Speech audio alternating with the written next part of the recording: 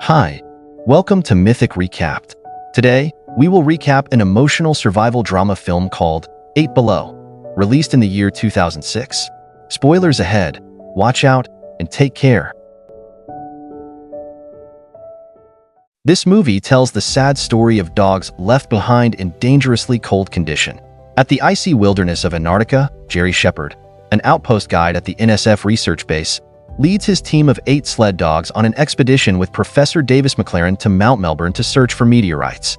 Jerry suddenly receives a call from the base, warning them about impending weather changes, with temperatures nearing -°C, urging them to return as soon as possible. Upon hearing this, Jerry quickly packs up their equipment, preparing to safely bring Davis and his sled team back to the base. However, Davis is stubborn and again begs Jerry, insisting that he's just one step closer to obtaining the meteorite. He can't bear losing his self-esteem and dreams, as everyone knows why he's there. Reluctantly, Jerry yields to Davis's request. He lines up to chain the dogs for security and then probes the way ahead for Davis. They use red flags to mark their path in case they get lost. Fortunately, Davis soon finds the meteorite he has been dreaming of. The wind starts to blow cruelly, and tragically, Davis steps onto a block of cracking ice while trying to call the base for weather conditions. He accidentally slips down a cliff and breaks one of his leg. Geez, that's so bad for him. As Jerry tries to help him, another terrible thing occurs. The frozen ice starts cracking, and Davis is instantly sucked into the deadly frozen lake. The outpost guide instructs Davis to calm down and hold onto the ice. Davis reaches out to the ice, but there's no way for him to get out of the water. He is nearly drowning, and with such frigid temperatures, he will die within minutes. Jerry has one of his dogs, Maya, to take a rope and crawl near Davis to circle the rope around his neck. Maya successfully reaches him and wraps the rope around the professor.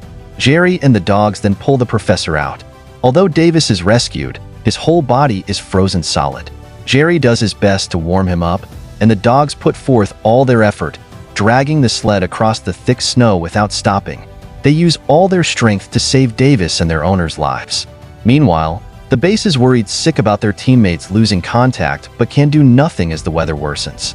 Thanks to the dogs' relentless efforts, Jerry and his sled team finally make it back to the base. Everyone is relieved to see them return safely. Davis is immediately taken to safety. However, his injury is severe and he's undergoing hypothermia, while Jerry also experiences nerve damage in his fingers due to prolonged exposure to the extreme weather. The group immediately decides to take the plane back to the hospital for further treatment. However, due to the conditions, they are not allowed to bring the sled dogs along and must leave them behind, promising to return later to pick them up. One of the dogs, Max, escaped from his chain, but Jerry has to restrain him to prevent the dogs from getting lost, so he tightens the collars around their necks. Although Jerry disagrees with leaving the dogs behind, he has no choice but to go with the rest of the crew. His friend Katie knows how much he loves the dogs and assures him they will return to rescue them soon. Later, Jerry wakes up in a hospital. Thankfully, he is in good condition, but the only thing on his mind is flying back to the Antarctic base to save his sled dogs. When he speaks with the commanding officer, Mindo, he is met with bad news, as the weather conditions are terrible and a storm is unfolding. There is no way anyone can return, especially not just to save the dogs. This is unacceptable to Jerry, who desperately wants to try, but he is powerless, unable to get help or a helicopter. All he can do is wait, though it tortures him emotionally as he thinks of the dogs. Back in Antarctica, the dogs wait patiently, but no one comes to rescue them. They are left in brutal conditions, with no food, chained up and unable to search for sustenance. As the wind grows stronger, one of the dogs, Max, manages to escape. The rest of the pack, inspired by that, also struggle to escape and help each other break free one by one. Surprisingly, even though the dogs break free from the chains, they remain in the same spot, loyally waiting for their owner to return for them. Another few days pass, and hunger continues to strike among the sled team. Just then, Max spots a bird not far away, leading the other dogs to run and chase after it hastily. However, the oldest dog, Old Jack, refuses to get up, seemingly accepting his fate. Maya, the pack leader, tries to motivate him, but Old Jack remains resigned, as if he knows his time is near. Finally, Maya has no choice but to join the rest of the pack as they move on without him. The pack soon meets a flock of gulls landing on the snow, which looks like a feast to the starving dogs. But Max scares the gulls away, in turn receives a warning from Maya. Then, Maya coordinates the pack, sneaking up behind the gulls, and they manage to catch a few of them. After days of hunger, the dogs finally have something to eat and share the food among themselves.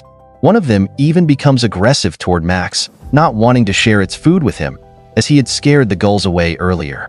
After 50 days pass, the dogs continue to endure conditions no human could survive. One night, they pause to observe the sky as the aurora flashes across it. The dogs seem fascinated by the reflections on the ground, using them as playthings. Unfortunately, one of the dogs slips and falls from a high surface, collapsing due to the fall. The rest of the pack gathers around, refusing to leave the fallen dog alone.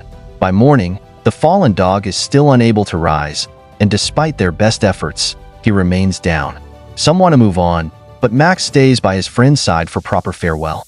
Maya, the sled dog leader, gives Max a final glance, but with the storm intensifying, the pack has no choice but to move on.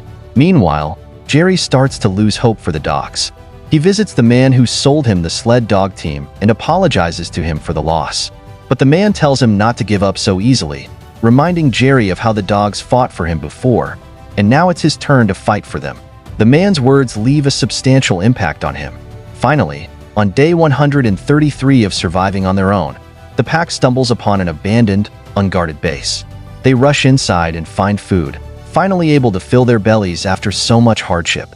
For the first time in a while, things seem a little brighter, and perhaps their luck is changing. Meanwhile, back in America, Jerry continues to seek help, but people are resistant.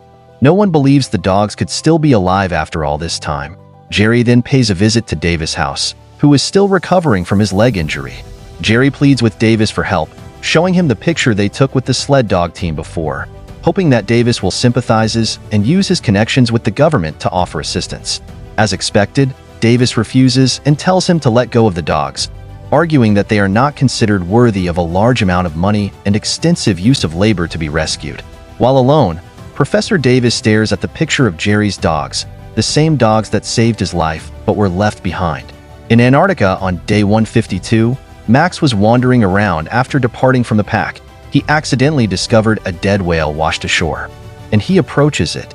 As he began to eat, a leopard seal suddenly emerged from inside the whale's carcass, startling Max frightened, and Max quickly fled the scene.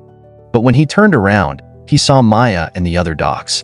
Upon seeing his pack, Max swiftly moved to the other side of the whale carcass and cautiously approached the seal. Sensing impending danger, Maya was on high alert and commanded the pack to stand guard around Max, waiting for the perfect moment to act. Max tore a large piece of meat from the whale and made a swift getaway. Enraged by the theft, the stingy seal dove into the icy water and chased after Max. Seizing the opportunity, Maya rallied her pack to the remaining whale carcass, and they enjoyed their feast. Meanwhile, Max managed to outsmart the seal and escape from its rage. The seal, realizing it had been fooled, hastily rushed toward the pack and gripped Maya's leg with its sharp teeth.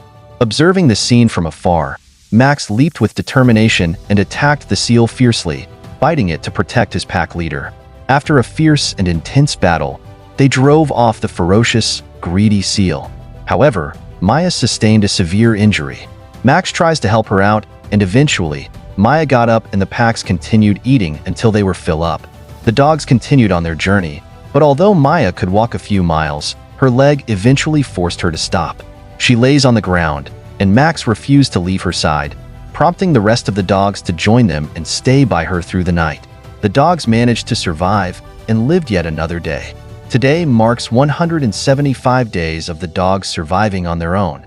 Max went on a hunt with the pack and brought back a gull for Maya to eat, but Maya refused to eat it because she doesn't want Max to stay hungry because of her.